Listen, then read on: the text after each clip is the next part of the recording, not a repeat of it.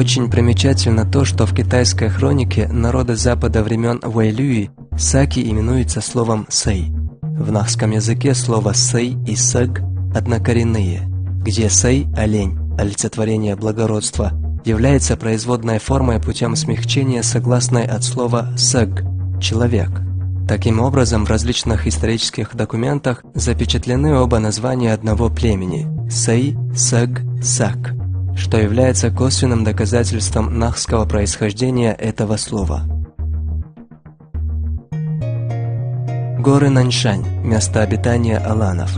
Корень слова «наньшань» – «нани-шани» переводится с нахского как «матерь ледяных» – гор. Мягкий знак – это приглушение гласного звука «и». А это информация из энциклопедии. В Наньшане насчитывается около 2850 ледников. Хребет простирается на 800 километров.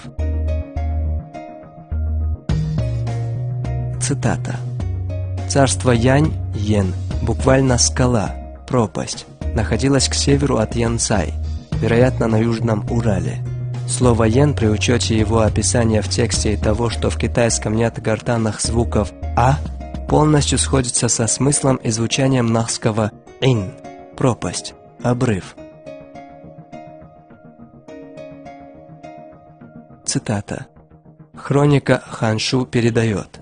Царство Янцай изменило свое имя на царство Аланляо. Его столицей был город Ди. Из сообщений от стариков нам известно, что древняя форма слова «религия» «дин» у нахов является «ди». Современный вариант этого слова заимствован после принятия ислама из арабского языка. Аланское духовенство и духовная столица Ди полностью объясняются с нахского языка.